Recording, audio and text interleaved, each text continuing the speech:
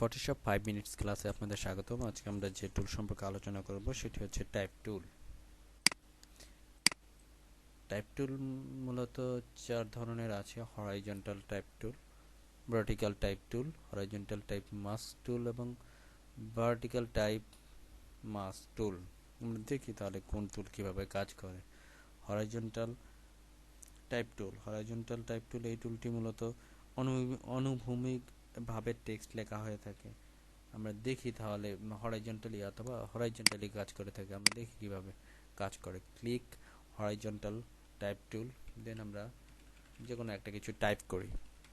হ্যাঁ, এটাই horizontally type সম্পন্ন হয়েছে। এরপর যে টুলটি আছে সেটি হচ্ছে ভার্টিক্যাল টাইপ টুল। ভার্টিক্যালি টাইপ করার ক্ষেত্রে ইউজ করা হয়ে থাকে। আমরা দেখি ক্লিক ভার্টিক্যাল টাইপ টুল। হ্যাঁ, এটা ভার্টিক্যালি টাইপ হচ্ছে। এরপর যে টুলটি আছে সেটি হচ্ছে হরাইজন্টাল টাইপ মাস্ক টুল। এই টুলটি হরাইজন্টালি বর্ডার সিলেকশন তৈরি করে। আমরা দেখি তাহলে এটা কিভাবে কাজ করে।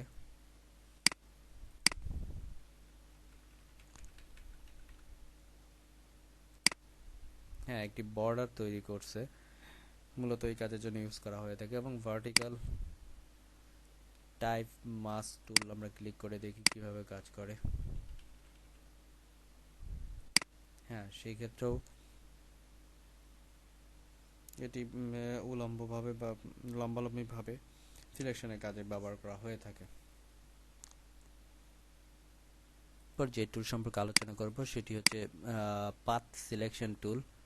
পাথ সিলেকশন টুলের সাথে আরেকটি টুল আছে, সেটি হচ্ছে direct selection tool. Path selection টুলের মাধ্যমে মূলত পুরো পাথটিকে সরানোর ক্ষেত্রে বা স্থানান্তরের ক্ষেত্রে ইউজ করা হয়ে থাকে। আমরা দেখি কিভাবে কাজ করে। পাথ সিলেকশন টুল ক্লিক করি, দেন আমরা এই পাথটিকে এক স্থান থেকে অন্য স্থানে স্থানান্তরের জন্য এই পাথ টুল ইউজ করা হয়ে থাকে।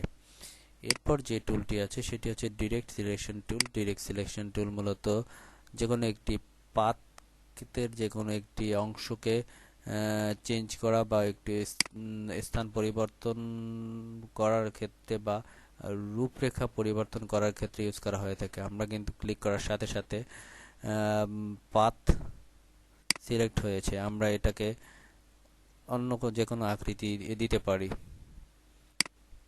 আমরা আবার যদি এইখানে কোনো ডিরেকশন চেঞ্জ করতে চাই তাহলে ইউজ করতে পারি। মূলত ডিরেক্ট সিলেকশন টুলের মাধ্যমে পাথের ডিরেকশন চেঞ্জ করার জন্য ইউজ করা হয়ে থাকে। আজ তাহলে এ পর্যন্তই। পরবর্তী টিউটোরিয়ালে আমরা অন্য যে কোনো বিষয় নিয়ে বা অন্য যে কোনো টুলস সম্পর্কে আমরা আলোচনা করব। আল্লাহ হাফেজ।